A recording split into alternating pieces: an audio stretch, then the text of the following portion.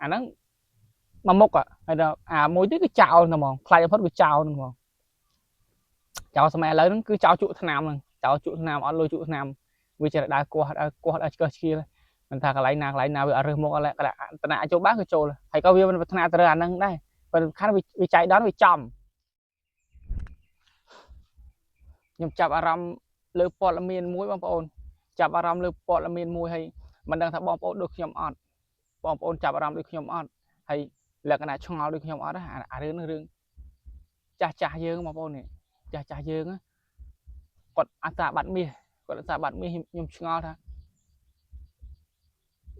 គាត់មានកូនចៅដូចតែយើងមានកូនចៅរៀនសូត្រចេះដឹងដូចតែយើងមិនក៏អត់មករៀនម៉ែឪចេះឲ្យប្រើកង់ប្រើបច្ចេកវិទ្យាឬក៏យកលុយនឹងយកមាសនឹងទៅ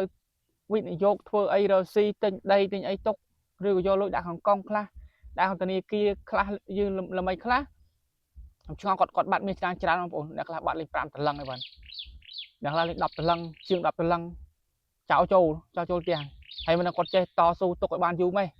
ខ្ញុំប្រសើរគាត់ដល់ទៅហ្នឹងគាត់តស៊ូទុកឲ្យបានយូរម៉េចអត់នេះទេអីអត់ចេះឆ្នៃយកមាសធ្វើអីទៅលេងបាត់យ៉ាងនោះគាត់មានកូនស្រីមួយហើយកូនស្អាតទៀតណាកូនលក្ខណៈមានកូនមិនដូចតែយើងមានកូនចៅដូចតែយើងលេខបាត់មាន15តម្លឹងហើយលុយដូចជាប្រហែលលាន3 4លានជាង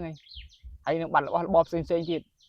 ហើយគាត់ទុកក្នុងផ្ទះហើយចោលចូលបងប្អូនក្នុងផ្ទះចោលចូលហ្នឹងគាត់ទៅណាទៅណីឃើញអត់ពេលអញ្ចឹងខ្ញុំឆ្ងល់ដែរមានមាសយ៉ាងនោះហើយគាត់ទុកមាសឲ្យចោលចូលយកបាននេះលក្ខណៈគាត់គិតថាបែបមិនអីអញ្ចឹងបែបមិនអីបែបសុវត្ថិភាពខ្ញុំឆ្ងល់សម័យហ្នឹងនៅមានចាស់ទុកមាសឲ្យចោលលួចបានហើយចោលតាមពិតទៅវាចូលទៅបងប្អូនវាមិនមែនចេតនាទៅរកមាសហ្នឹងទេវាមិនដឹងថាមានមាសអីហ្នឹងទេបែបលក្ខណៈវាខ្វះខ្លះជក់គ្នាជក់ថ្នាំជក់អីអត់លុយទិញមកទេអីជក់ហ្នឹងអត់លុយទិញមកទេអីជក់ហ្នឹងទៅចេះទៅនេះទៅចេះទៅអើតឃើញបន្ទប់មកទៅនឹងអត់មើលគាស់ចេះគាស់ចូលទៅចូលទៅយកនេះយកនោះតិចតួចទេដល់ពេលទៅរុករើចុះរុករើឡើងលេងមកកញ្ញុំមកកញ្ចប់ប៉ុណ្នេះទៅលេខ5តលឹងបងប្អូនមកតិចណាមាសបានឡងច្រើនណាមកក្បងថាចង់លក្ខណៈចង់មកក្បងហើយ5តលឹងមាសច្រើនណាស់មិនមែនតិចទេអញ្ចឹងបានថាសម័យនេះនៅមានគាត់នេះនឹងចាប់មែនគួរទៅហៅម៉ែក្មេងថ្មបាបឲ្យចាប់ឲ្យម៉ែក្មេងសម័យនេះហើយមានកូនកំមុំស្អាតទៀតណាខ្ញុំអស់សំណោចគួរហៅម៉ែក្មេងហ្មងហើយ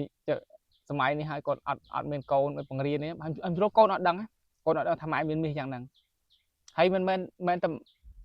តែគ្រួសារគាត់ទេបងប្អូនមានគ្រួសារផ្សេងទៀតហើយបងប្អូនមានឆ្ងល់ដូចខ្ញុំអត់លក្ខណៈមានចាប់អារម្មណ៍រឿងហ្នឹងអត់ពេលចោលលួចចោលប្លន់កម្រអ្នកតែចោលចូលទៅប្លន់មាសហ្មងកម្រលក្ខណៈចូលទៅប្លន់លុយដល់កាច់ហ្នឹងទៅបានមាសឬក៏ជាងមាសជាងអីហ្នឹងទៅឬក៏គេដឹងច្បាស់អាហ្នឹងគេចូលទៅប្លន់អាហ្នឹងពួកចោលប្លន់ណាហើយប៉ុន្តែបើថាភាគច្រើនណាគឺគេអត់ដឹងគាត់មានមាសទេអត់ដឹងទេសុំបាត់ប្តឹងមកបាត់ប្តឹងឆោឡោមកលេខបាត់3តលឹង5តលឹងខ្លះលេខ10តលឹងជាងក៏មានហើយថាលុយលេងបាត់ម្ដងសិត$30000ជាងជួយមកបាត់ងាប់បាត់លុយអ្នកខ្លះបាត់2 30000 50000នេះបងបាត់យ៉ាងនោះហើយអ្នកខ្លះលេខបាត់មាសហើយគាត់ដាក់ក្នុងកង់ហ្នឹងអីទៅគាត់ទុកចិត្តអាកង់ខ្លាចគេហែកខ្លាចគេអីបាត់អីមិនគាត់แล้วមិនគាត់ខ្ញុំឆ្ងល់អត់យល់ដែរចាស់អត់យល់ពីចាស់ហ្នឹងមិនគាត់ហើយមានកូនមានអីរៀនសូត្រអីចេះដឹងឲ្យយើងចេះប្រើតាក់ទងនឹងបច្ចេកវិទ្យាអ្នកចេះមិនមើលអត់ចេះណាបើថាចាស់ចំនួនមុនគាត់នៅលើភ្នំលើព្រៃលើវិលអីដាច់ជាយ៉ាងទៅលក្ខណៈតំបន់ណាព្រៃចង្កាត់មកញើកឆ្ងាយនេះគាត់លក្ខណៈគាត់មិនដឹងសោះមិនចេះសោះតាបោះតាអីស័យនៅលើភ្នំអញ្ចឹងទៅអាហ្នឹងគាត់មិនដឹងហើយសម័យនេះហើយមកនៅពេញហើយឲ្យចោលចូលទៅគាស់បន្ទប់យកមាសបាត់ដល់5តលឹងលុយរាប់$1000អ្នកខ្លះមានលឹះនឹងទៀតអ្នកខ្លះលុយ2 30000នេះបាត់មាស3 4 5តលឹង10តលឹងឲ្យចោលចូលទៅយកបានហើយចោលនេះស្បាយចិត្តចាយឆ្ងាញ់ហ្មងស្បាយចិត្តចាយឆ្ងាញ់ណាបើចិត្តចាយឆ្ងាញ់មិនថាវាបានលុយទៅវាចាយហើយលុយវាស្រួលចាយទេបើមាសវាច្រើនពេកទៅ វាយកទៅបន្តិចយកទៅធ្វើបន្តិចបន្តិចមកលាយបន្តិចទៀតលក់ម្ដងបន្តិចម្ដងបន្តិចអាហ្នឹងរឿងពិបាកនេះដែររឿងបាក់ចាយដែរមាសបើយកទៅលក់ទាំងអស់អាហ្នឹងទៅកាត់បន្តិចបន្តិចលក់បន្តិចបន្តិចតែបើលុយស្រួលចាយបើលុយរៀលកាន់តែស្រួលចាយយកទៅចាយណាគេមិនដឹងលុយរៀលតែបើលុយដុល្លារអាចថាគេលក់គេតាមដានហ្នឹងគេទៅដកពីធនាគារដកអីមកក៏លក់គេសិនគេតាមដានគេចាប់លេខលុយចាប់អីចឹងអាហ្នឹងរឿងពិបាកតែបើលុយរៀលគឺស្រួលចាយបំផុតហ្មងបានយកទៅចាយទិញអីក៏បានអាហ្នឹងស្រួលណាស់លុយរៀលស្រួលចាយណាស់ហើយវាមិនចាយដូចយើងបងប្អូនវាទៅទិញមកជក់ស្រួលជាងហ្មងអាពួកអស់ហ្នឹងសិតពួកដាច់ចាយហើយពួកអត់មកជក់ហ្នឹងពួកគេដាក់គាស់បន្ទប់នោះវាកម្រ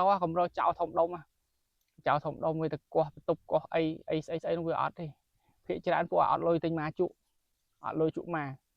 គេពួកដាច់ចាយហ្នឹងអត់លុយជក់មកអត់លុយចាយពេលកំពុងវាគាស់ចុះគាស់ឡើងមិនចំគំនិតគេថាគាស់របស់តិចតួចទេវាមិនចំអាតិចតួចវាចំអាធំចំមកកញ្ញុំមកកបងមកត្មង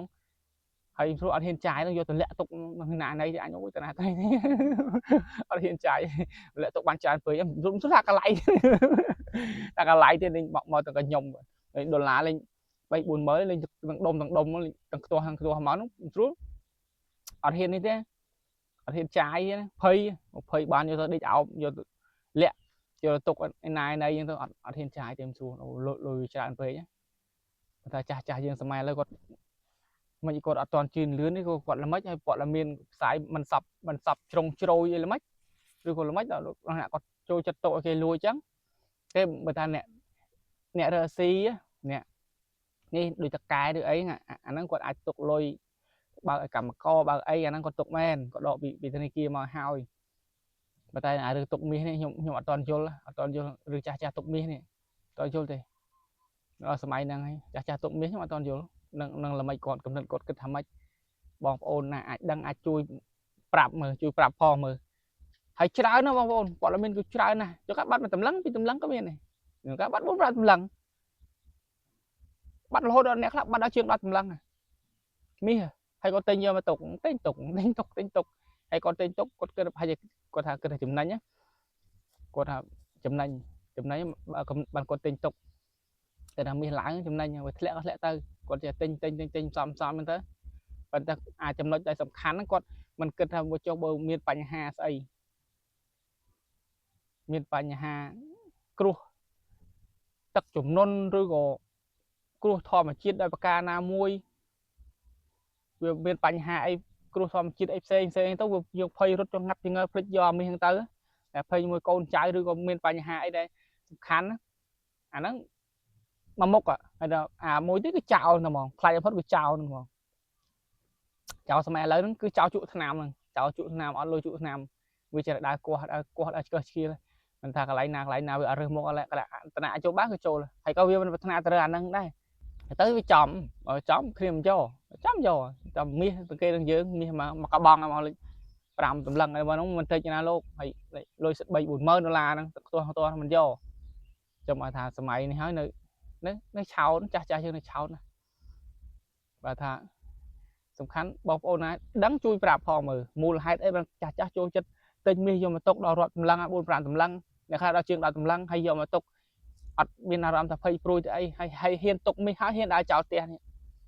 ហ៊ានដើរចោលផ្ទះអ្នកខ្លះគាត់មិនដើរចោលផ្ទះទេគាត់យកទុកកន្លែងផ្សេងឆ្ងាយពីកន្លែងគាត់ដេកហើយចោលវាចូល